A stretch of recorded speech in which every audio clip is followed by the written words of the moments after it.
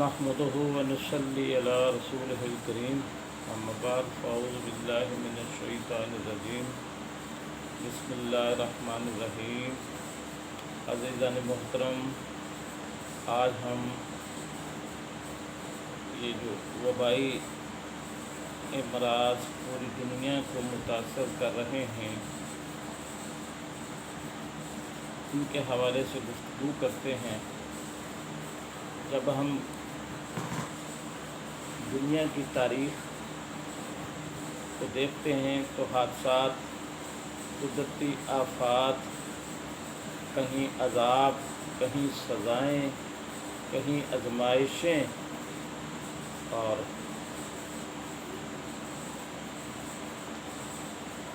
وبائی امراض آتے ہیں۔ قرآن اس ضمن میں کہتا ہے کیا ان لوگوں کو تاریخی واقعات سے کوئی ہدایت نہیں ملی؟ ان سے پہلے کتنی قومیں ہم ہلاک کر چکے ہیں جن کے رہنے کی جگہوں میں آج یہ چلتے پھرتے ہیں۔ اس میں بڑی نشانیاں ہیں، کیا یہ سنتے نہیں ہیں؟ آج جتنی مختلف آفات، کبھی زلزلہ، کبھی طوفان، کبھی وبائی امراض، کبھی ٹڈی دل کا حملے اور مختلف مہلک بیماریاں،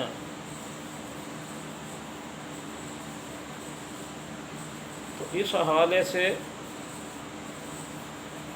ابن عمر بیان کرتے ہیں رسول اللہ صلی اللہ علیہ وسلم نے فرمایا،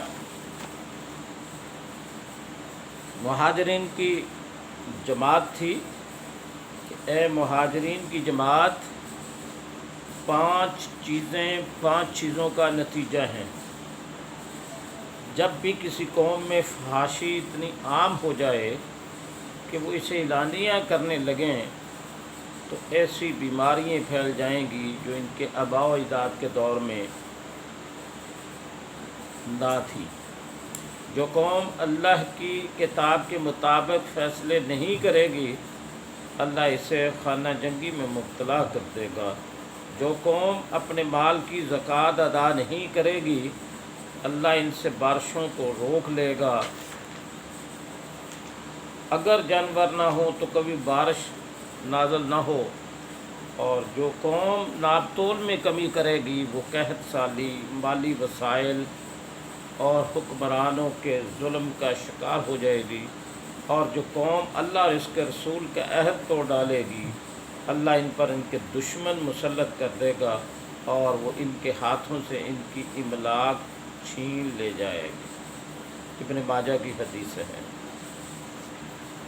اسی طرح حضرت ابن عباس فرماتے ہیں رسول اللہ صلی اللہ علیہ وسلم نے فرمایا، جو قوم ناپ تول میں کمی کرتی ہے، اس میں ڈنڈی مارتی ہے، اللہ تعالیٰ ان سے بارش روک لیتے ہیں۔ جس قوم میں بدکاری عام ہو جائے، اس میں موت کے واقعات بھی زیادہ ہو جاتے ہیں۔ اور جس قوم میں سود خوری عام ہو جاتی ہے، اللہ اس کو جنون و دیوانگی ان پہ مسلط کر دیتے ہیں۔ جس قوم میں قتل و غارت عام ہو جاتی ہے، لوگ ایک دوسرے کو قتل کرنے لگیں تو اللہ تعالیٰ ان پر ان کے دشمن کو مسلط کر دیتے ہیں۔ جس قوم میں لواطت کا فعل عام ہو جاتا ہے، ان کو زمین میں دنسا دیا جاتا ہے اور عذاب عام ہو جاتا ہے۔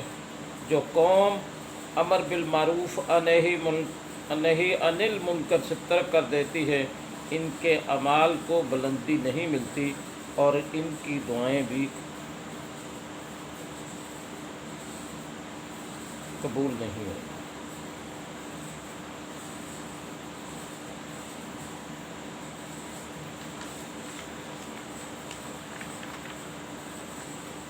اس میں کوئی شک نہیں کہ دنیا میں جو کچھ ہو رہا ہے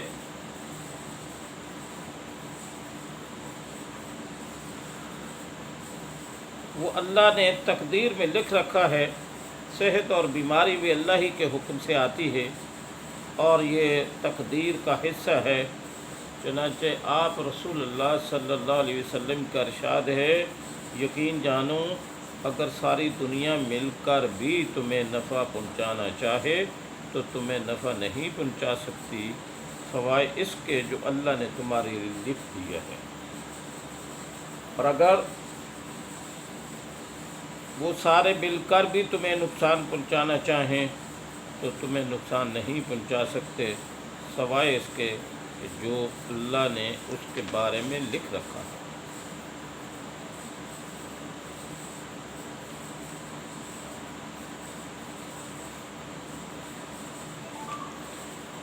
ہم گزشتہ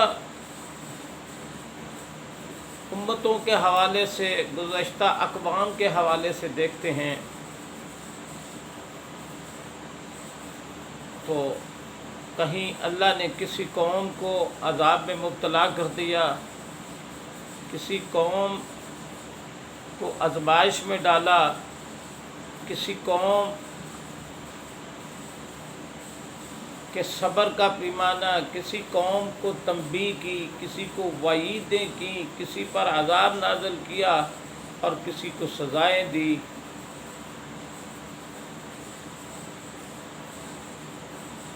حضرت آدم علیہ السلام کی خطا جو ہے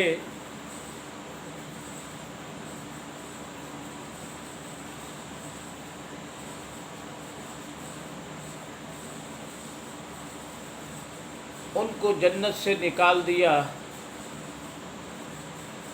300 سال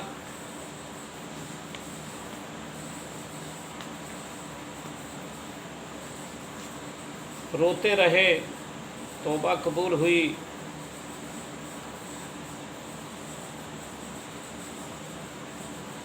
نظر بن اسماعیل کہتے ہیں اللہ نے فرمایا اے آدم تم نے میری نافرمانی اور ابلیس کی فرما برداری کی۔ آدم نے عرض کی پروردگار اس نے میرے سامنے آپ کی قسم کھائی کہ وہ میری خیر خواہی کرنے والا ہے، اور میں نے سمجھا کہ آپ کی جھوٹی قسم تو کوئی بھی نہیں کھا سکتا۔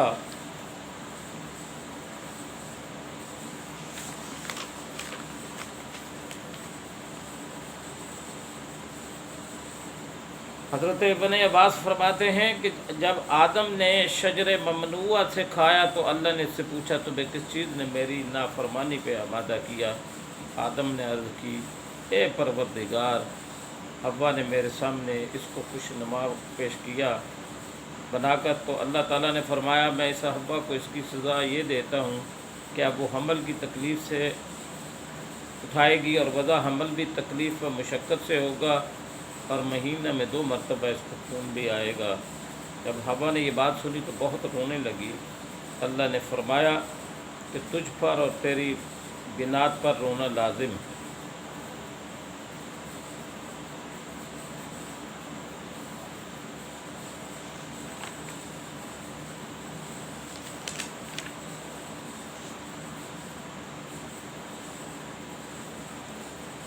جب اللہ تعالیٰ نے نوح علیہ السلام پر ان کے بیٹے کے متعلق سرزنش فرمائی، فرمایا کہ میں تمہیں نصیحت کرتا ہوں کہیں تم نادانوں میں سے نہ ہو جاؤ، تو اس پر نوح علیہ السلام 300 سال روتے رہے، یہاں تک کہ رونے کی وجہ سے ان کی آنکھوں کے نیچے جگہ گھڑے بن پڑ گئے۔ حضرت نوح علیہ السلام کی قوم پر طوفان کا عذاب آیا ان کی نافرمانی اور سرکشی کی وجہ سے، اور اسی طرح قوم عاد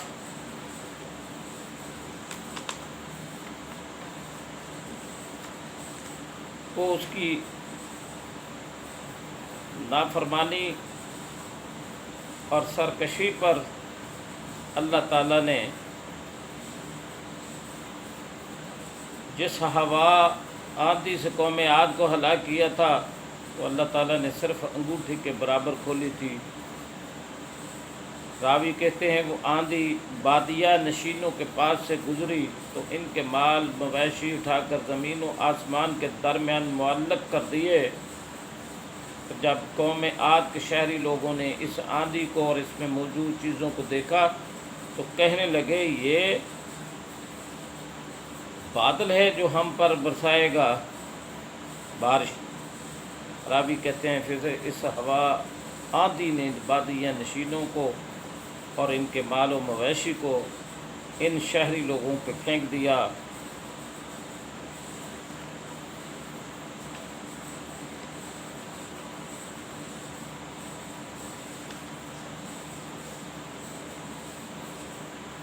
اسی طرح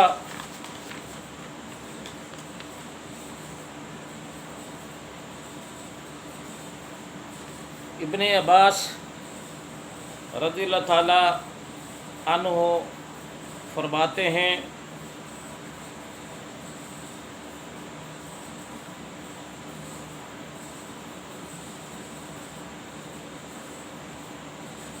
کہ حضرت ہود علیہ السلام نے فرمایا بلکہ یہ وہ چیز ہے کہ جلدی کرتے تھے تم اس کے ساتھ، ہوا ہے بیچ اس کے عذاب ہے درد دینے والا۔ انہوں نے اپنے سامان اور مال مویشیوں کو پرندے پروں کی طرح ہوا میں اڑتے ہوئے جب دیکھا تو گھروں کے اندر جا گھسے، دروازے بند کر دیے، ہوا آئی اور دروازوں کو پرخچے اڑا دیے، مکانات ریت کا ڈھیر بن گئے اور وہ اس کے نیچے دب گئے۔ 7 رات 8 دن جڑ کاٹنے والی یہ ہوا، 8 دن کے بعد حکم ہوا کہ ریت کو ان کے اوپر سے ہٹا دے اور ان کو دریا میں پھینک دے۔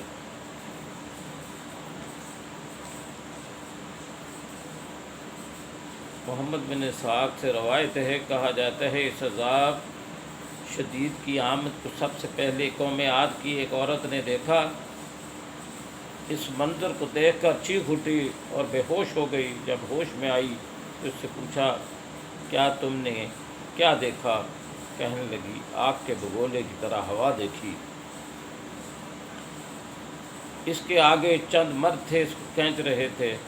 اللہ تعالیٰ نے دن اور 7 راتیں مسلسل ہوا کو ان پر مسلط کی رکھا، سب کے سب ہلاک ہو گئے اور حضرت ہود اور آپ کے ماننے والے ایک مکان میں علیحدہ بیٹھے رہے۔ ہوا نے ان کو کوئی گزند نہیں پہنچائی بلکہ ان کو فرحت اور قوم عاد پر سنگ باری بھی کرتی رہی۔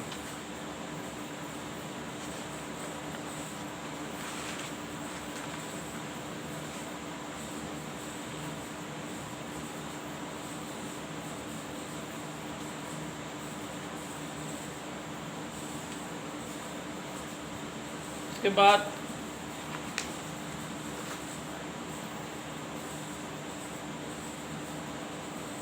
قوم ثمود آتی ہے۔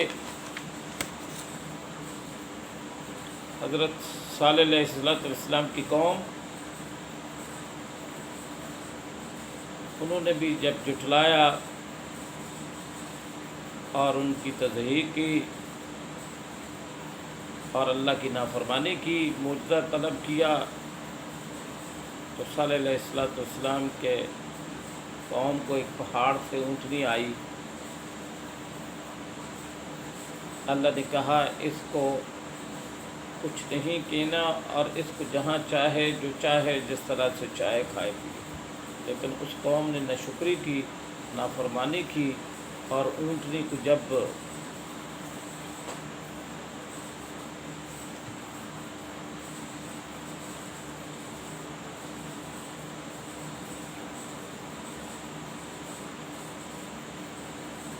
اونٹنی کو ذبح کر دیا، اس کی ٹانگیں کاٹ دیں، تو اللہ نے پھر ان پہ عذاب بھیجا۔ ان کی نافرمانی، ان کی ناشکری کی وجہ سے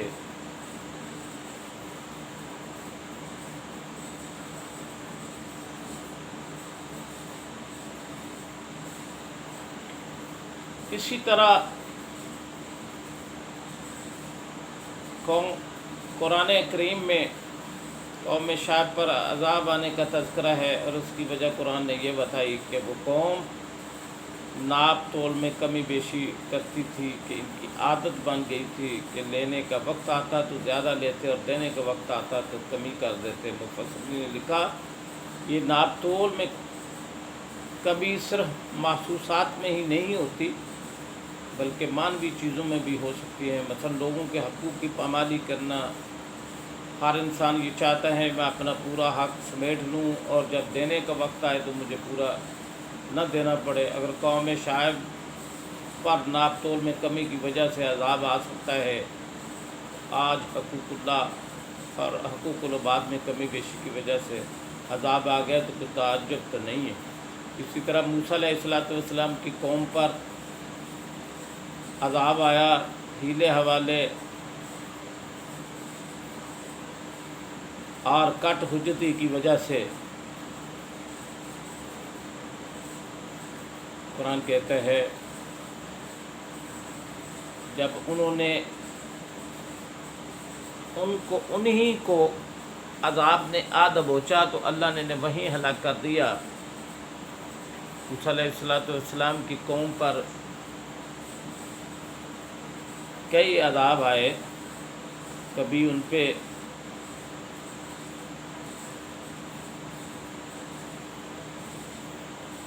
طوفان کا عذاب آیا،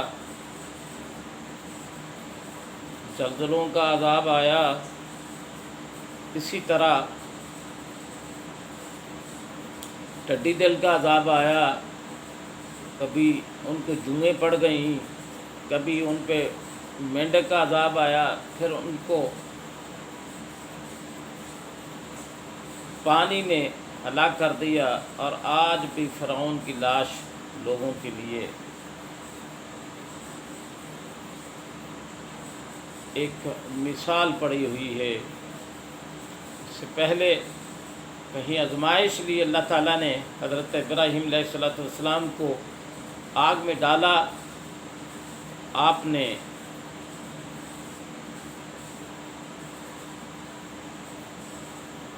حسبنا اللہ و نعم الوکیل،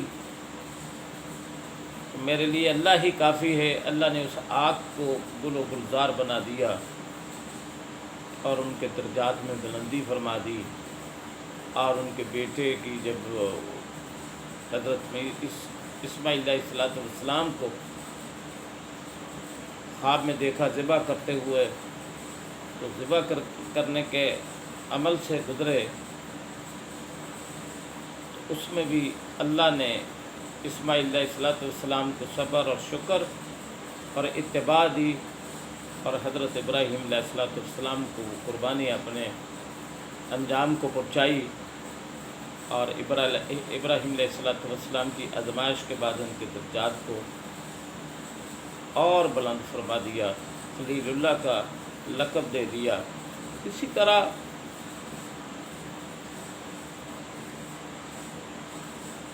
لوط علیہ السلام کی قوم کے حوالے سے دیکھیں، جو ان کے غیر فطری اعمال تھے اور لواطت اور اس طرح کے ان کے کام تھے، غیر شرعی افعال تھے، کردار تھے، اللہ نے ان پہ سب سے سخت عذاب لوط علیہ السلام کی قوم پہ اترے، ان کے اعمال، افعال اور کردار کی وجہ سے۔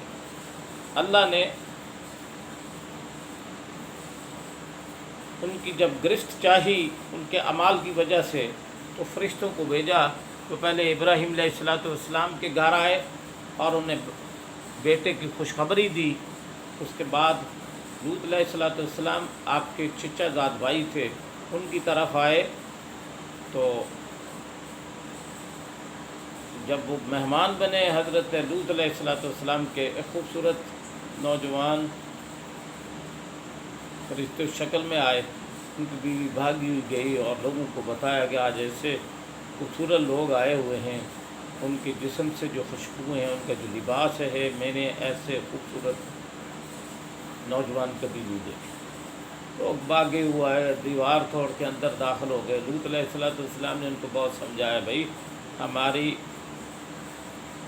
بیٹی ہیں، آپ ان سے ایک جائز ذرائع سے جو ہے، لیکن وہ قوم اتنی بدبخت تھی کہ وہ جھپٹی ان کے اوپر، تو نوجوانوں نے جو شکل میں تھے انہوں نے کہا لوط علیہ السلام فکر نہ کرو، ہم فرشتے ہیں۔ جبرائیل علیہ السلام نے اپنا پر مارا تو تمام جو تھے لوطی قوم آئی ہوئی تھی ان تمام کو آندھا کر دیا، اور چہرے پہ ایسا ہوا جیسے آنکھیں ہیں ہی نہیں، بالکل پلین کر دیے۔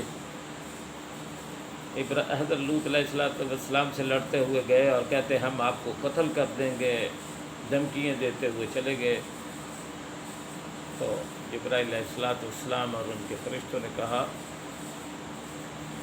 لوط فکر نہ کرو، تم سحری کے وقت رات کے پہرے میں نکل جاؤ اور پیچھے نہیں دیکھو۔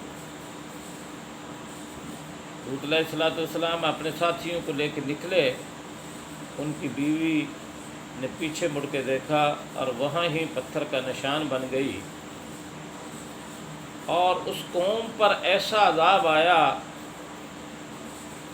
ان کے افعال کی وجہ سے، ان کے غیر فطری عمل کی وجہ سے، کہ زمین سے اٹھا کے آسمان کی طرف لے گئے، اور کہتے ہیں کہ ان کے جانوروں کی اور مرغوں کی اور کتوں کی اور دوسرے جانوروں کی آوازیں آسمان کے لوگوں نے سنی۔ وہاں سے انہیں اٹھا کے نیچے پھینکا، نیچے آگ جلائی اور اوپر سے پتھروں کی بارش کی، ان کو الٹا کر کے زمین میں دھسا دیا گیا، اور اوپر سے ان کو زلزلے نے اور دوسرے سب سے زیادہ عذاب کی جو تھی وہ ان پہ اتری۔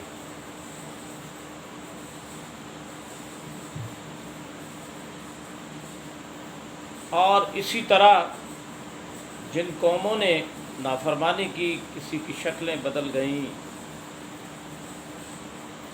اور کسی کو مختلف عذاب سے دوچار کیا، کسی کو سزا ہوئی۔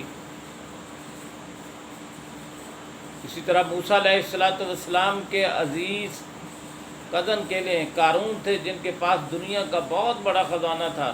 جب اسے کہا کہ تم اللہ کے راستے میں سے دو، اس نے کہا یہ میری کمائی ہے، اور پھر اس نے موسیٰ علیہ السلام پہ تہمت لگائی، تو آپ کو موسیٰ علیہ السلام کی دعا سے زمین میں دنستا ہوا چلا گیا اور دنستا ہی چلا جائے گا۔ قارون کے ساتھ حامان کا بھی ذکر آتا ہے، اسی طرح شداد کو بھی اپنے انجام کو پہنچے۔ ابراہیم علیہ السلام کے دور میں جس کو نمرود کہتے ہیں، اس نے خدائی کا دعویٰ کیا تھا، اللہ نے اس کے ناک میں سے مچھر کا لنگڑا، لولا، کمزور اور کانا مچھر ڈال کے اس کا علاج یہ ٹھہرا کہ اس کے جوتے مارتے رہو، اور جوتے مارتے مارتے اس کی ڈیتھ ہوئی۔ یہ مختلف لوگوں کے اعمال کی وجہ سے، نافرمانی کی وجہ سے اور مختلف کاموں کی وجہ سے جو آتے ہیں۔ حضرت یونس علیہ السلام کا واقعہ آتا ہے کہ انہوں نے اپنی قوم کو کہا کہ تم پر عذاب آ رہا ہے۔ انہوں نے کہا 3 دن میں عذاب آئے گا، اور جب قوم کو پتہ چلا تو وہ میدان میں نکلی اپنے بچوں، عورتوں اور اس کے سمیت، تو انہوں نے ہاتھ اٹھایا، کہا لا الہ الا انت سبحانک انی کنت من الظالمین۔ اللہ نے ان کی توبہ قبول کر لی۔ لیکن ادھر حضرت یونس علیہ السلام ایک فقہی معاملے کرتے ہوئے کہ اگر میں ان کی طرف گیا تو وہ مجھے جھوٹا کہیں گے، عذاب کیوں آیا، آپ نے عذاب کہا تھا وہ آیا نہیں، اور مجھے تکلیف بھی دیں گے، پریشان بھی کریں گے۔ اور آپ چلتے چلتے دریا کے کنارے اور پھر مچھلی کے پیٹ میں چلے گئے، اور وہاں کئی دن رہنے کے بعد جب لا الہ الا انت سبحانک انی کنت من الظالمین، اللہ نے ان کو صحت بھی دی اور کہا کہ جاؤ اپنے قوم کی طرف۔ یہاں یہ بات بھی آتی ہے کہ جب کوئی قوم استغفار کر لیتی ہے، توبہ کر لیتی ہے، اللہ کی طرف رجوع، اللہ اسے معاف کر دیتا ہے۔ آج بھی جتنی گزشتہ اسی طرح آپ دیکھتے ہیں، تھوڑا سا اور آگے آئیں تو ابرا بہت بڑا لشکر لے کے آتا ہے اور خانہ کعبہ کو اپنے طور پہ کہتا ہے میں اسے گرا دوں گا، لیکن اللہ نے اس ہاتھیوں پر ہاتھی نہیں بھیجے، بڑی طاقت کا مظاہرہ نہیں، بلکہ اپنی شان کو، اپنی ربوبیت کو، اپنی قوت اور طاقت جو اللہ ہے بے نیاز ہے، وہاں ابابیل چھوٹے چھوٹے پرندے بھیجے جن کے پنجوں میں چھوٹی چھوٹی کنکریاں اور ایک منہ میں تھی، 3 کنکریاں اٹھائے ہوئے ہے، جس ہاتھی پر، جس سوار پر ابرا کے بڑھے تو چیرتے ہوئے ان کو تباہ و برباد کر دیا۔ اور سورہ الم تر کیف فعل ربک باصحاب الفیل الم یجعل کیدہم فی تضلیل ترمیہم بحجارۃ من سجیل فجعلہم کعصف مأکول، انہیں کھائے ہوئے بھوسے کی مانند کر دیا۔ اور اسی طرح ابو لہب کو تبت یدا ابی لہب وتب ما اغنی عنہ مالہ وما کسب سیصلی نارا ذات لہب وامرأتہ حمالۃ الحطب فی جیدہا حبل من مسد، اس کے ہاتھ ٹوٹے، اس کی بیوی جو ہے وہ جو کانٹے اٹھا کے لاتی تھی وہ اس کے گلے میں پڑے اور وہ بھی مر گئی، اور اس کو کیڑے پڑے جو اس کو دور سے پتھروں کے نیچے دبا دیا۔ اسی طرح ابو جہل کو 2 بچوں نے واصل جہنم کیا۔ تاریخ میں جب بھی ہم دیکھتے ہیں، آج اگر ایسی بات ہے، ایک بات تو یہ ہے کہ گزشتہ قوموں میں جو مختلف اعمال کی وجہ سے سزا ہوئیں، ان کو عذاب نازل ہوئے، ان کو تنبیہ ہوئیں، ان کی آزمائشیں ہوئیں، کیا وہ ساری چیزیں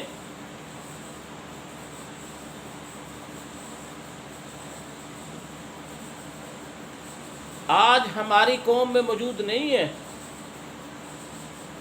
حضرت ابو ہریرہ سے روایت ہے، سرکار دو عالم نے ارشاد فرمایا،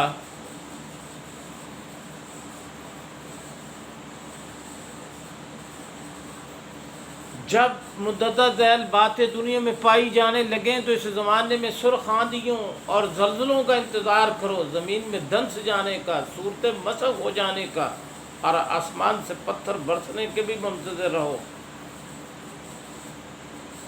اور ان عذابوں کے ساتھ دوسری نشانیوں کا بھی انتظار کرو جو پے در پے ان پہ ظاہر ہوں گی، جیسے کسی لڑی کا دھاگا ٹوٹ جائے اور لگاتار اس کے دانے گرنے لگے۔ جب مال غنیمت کو گھر کی دولت سمجھا جانے لگے، امانتیں دبا لی جائیں، زکوٰۃ کو تاوان اور بوجھ سمجھا جانے لگے، علم دین دنیا کے لیے حاصل کیا جائے، انسان اپنی بیوی کی اطاعت کرے، ماں کی نافرمانی کرے، دوست کو قریب کرے اور اپنے باپ کو دور کرے، مسجدوں میں شور و غل ہونے لگے، قوم کی قیادت فاسق و فاجر کرنے لگیں، انسان کی عزت اس لیے کی جانے لگے تاکہ وہ شرارت نہ کرے، گانے بجانے کے سامان کی کثرت ہو جائے، شباب و شراب کی مستیاں لوٹی جانے لگیں، بعد میں پیدا ہونے والے امت کے پیچھے لوگوں پر لعنت کرنے لگیں۔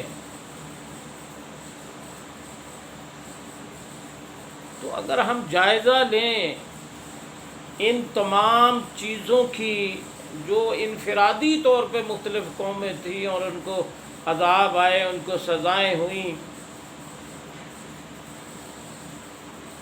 آج وہ تمام کی تمام جو ہیں ہمارے ماحول میں حالات و واقعات میں دیکھیں، کسی بھی چیز کا جائزہ لینے کے لیے اس کا سیاق و سباق ہوتا ہے اور حالات و واقعات کا تناظر ہوتا ہے۔ آج کہیں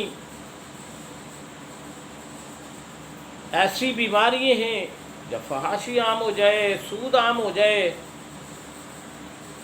اور زکوٰۃ نہ لی جائے، جب آپ قوم سے زکوٰۃ نہ لیں، عشر نہ لیں، تو پھر ٹڈیوں نہیں آ کے کھانا نہ جی۔ اللہ فرماتے ہیں، رسول اللہ صلی اللہ علیہ وسلم نے فرمایا، جب کوئی قوم غریبوں سے اٹھا لیتی ہے رزق کو، اللہ ان کی فصلوں کو کم کر دیتا ہے۔ بھائی آج ہم اگر لوگوں سے زکوٰۃ اور عشر لے لیتے یہ ٹڈیوں کا حملہ تو نہ ہوتا۔ انصاف کے طور پہ اگر جائزہ لیں، انصاف مذکورہ باتوں میں کون سی بات ہے جو اب تک نہیں پائی گئی؟ یہ تمام پیشین گوئییں ہر پوری ہوتی نظر آ رہی ہیں۔ دھوکہ ہے، بے ایمانی ہے، کرپشن ہے، سرکاری عوامی چیزوں میں ناجائز تصرفات ہیں، مسلمانوں کے مالیہ کا نظام بد سے بدتر ہے، عصری تعلیم کا شعور اتنا طاقتور ہے کہ دینی درسگاہوں کے طلباء کرام مدرسے چار دیواری میں رہتے ہوئے دینی تعلیم سے بے فکر ہو کر عصری علوم کے حصول کے لیے کوشاں ہیں۔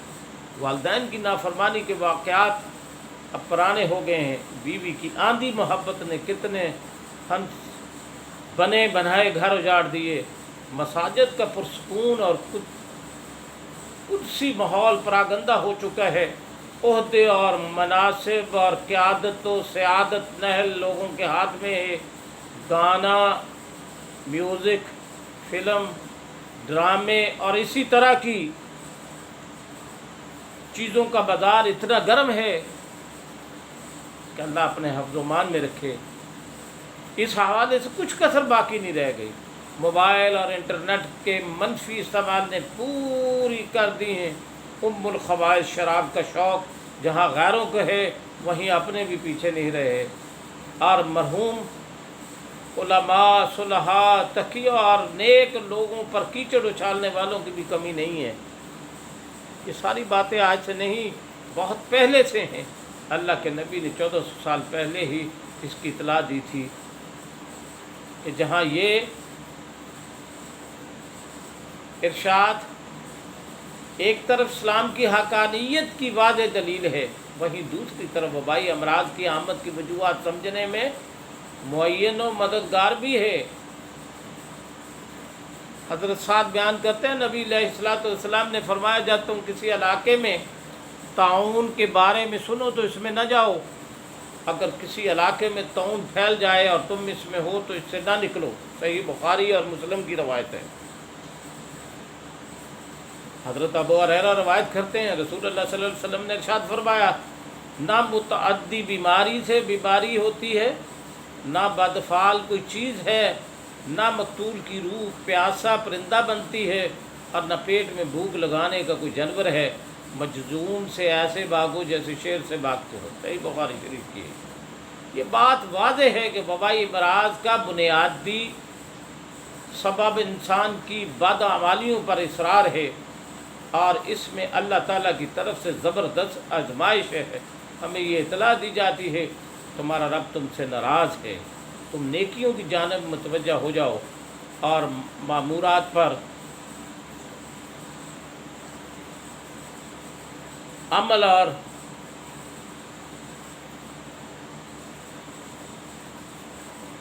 منکرات سے اجتناب اپنا شیوا بنا لو۔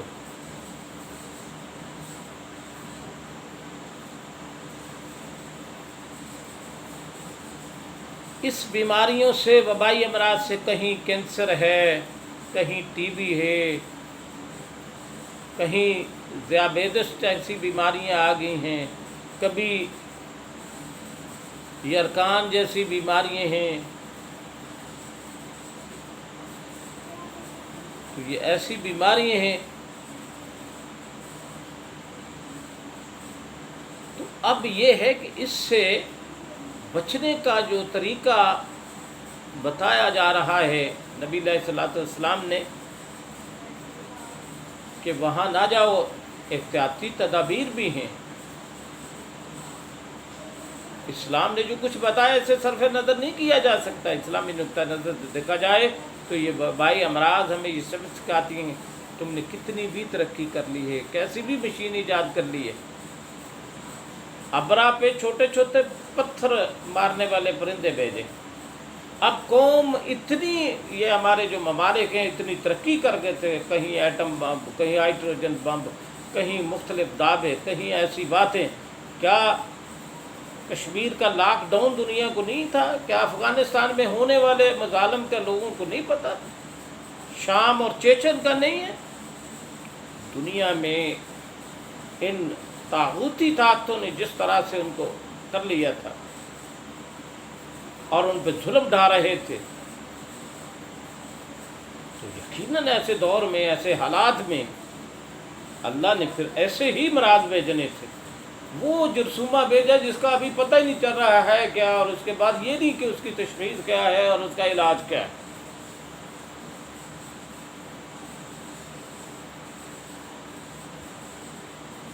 کیسی بھی مشینیں ایجاد کر لی جائیں، کیسی ہی مضبوط عمارتیں بنا لی جائیں، اڑنے کے سامان بنا لی جائیں، کمپیوٹر کی ایجاد ہو جائے، چاند پر کمندیں ڈال دی جائیں، مسافت سمیٹ کر دنیا کو ایک آنگن بنا دیا جائے، سردی میں مصنوعی اور گرمی میں سردی میں مصنوعی گرمی اور گرمی میں مصنوعی سردی کے اسباب پیدا کر لیے جائیں، ترقی کے سارے ریکارڈ توڑ ڈالے، لیکن تم اپنی اوقات یاد رکھو، یعنی اپنی تخلیق کا مقصد یاد رکھو، اپنے مالک کو خالق سے لا تعلق مت ہو جاؤ، اس کی مرضیات اور نامرضیات کو پہچانو، دنیا و آخرت کا فرق سمجھو، حیات و مابعد فی الحیات کا راز جانو۔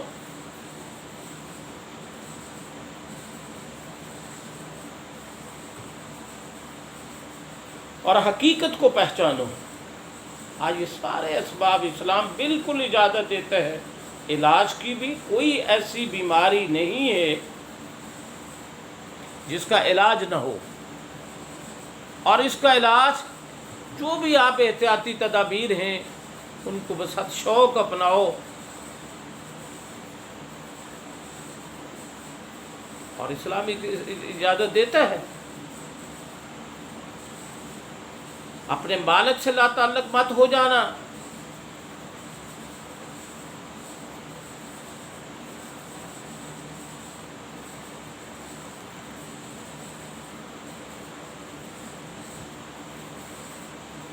یہ حقیقت ہمیشہ پیش نظر رکھو کہ تم سے بڑھ کر بھی کوئی ذات ہے جس کی قدرت و عظمت اور قہاریت اور جباریت کا تمہیں اندازہ بھی نہیں۔ چنانچہ حضور علیہ الصلوۃ والسلام نے ارشاد فرمایا، تمہارا رب چاہتا ہے کہ تم اپنی خطاؤں کی معافی مانگو۔ دوسری بات یہ کہ اسلام نے دنیا کو یہ حقیقت بھی سمجھائی کہ دنیا چند روزہ ہے، اور ایک وقت ایسا آئے گا جب یہ دنیا ختم ہو جائے گی اور سب سے بڑے دربار میں سب کو اپنی زندگی کا حساب کتاب دینا ہوگا۔ اسلامی زبان میں اسے قیامت کہتے ہیں۔ لہذا وقت سے پہلے اپنی ذات کے ساتھ ساتھ اپنے اعمال درست کر لو۔ کیا ایک کامل ایمان شخص اس سے انکار کر سکتا ہے کہ یہ علامات قیامت میں سے نہیں ہیں؟ لہذا اس موقع پر ہمیں وہی کام کرنا چاہیے جو اس موقع پر اسلام ہم سے چاہتا ہے۔ چنانچہ حضرت عائشہ صدیقہ رضی اللہ تعالی عنہا فرماتی ہیں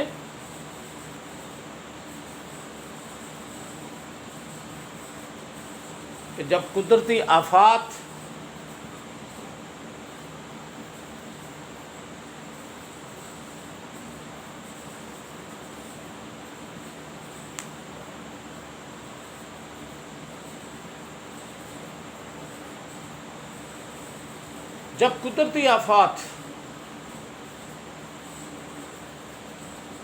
آتی ہیں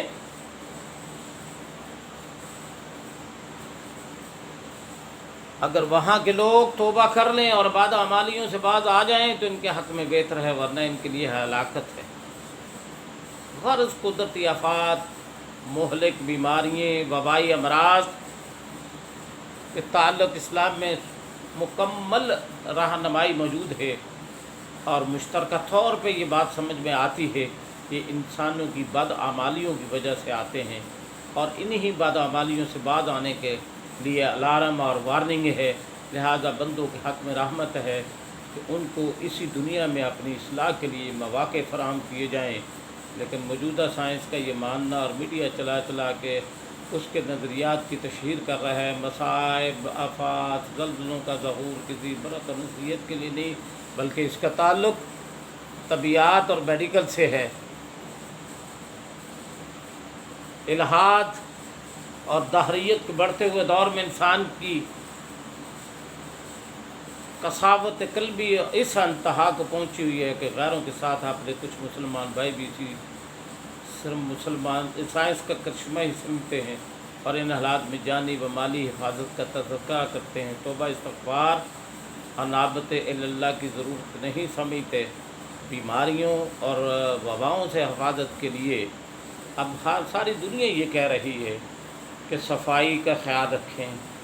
इस्लाम ने तो नमाज, फिर नमाज के लिए पहले तहारत, फिर वुज़ू, और जब कोई आदमी 5 दफ़ा वुज़ू करता है और फिर नमाज और इस्तग़फ़ार करता है, ये तो हमारा तो इम्तियाज़ है कि हम अगर अपने दिल की तहारत भी कर लें, अपनी रूहानियत को भी तहारत में लगा लें, अपने जिस्म को भी तहारत में लगा लें, अपने कपड़े भी तहारत के हों, खाना पीना भी हलाल ज़राए से हो, तो इससे ये चीज़ कंट्रोल की जा सकती है। आज हम इस्तग़फ़ार करें। क्या हमने अभी चंद दिन पहले जब ये बात आ रही थी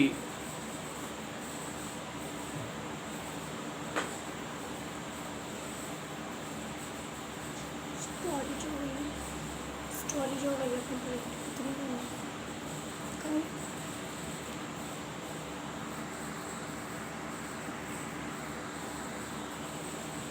कि नहीं हुई है?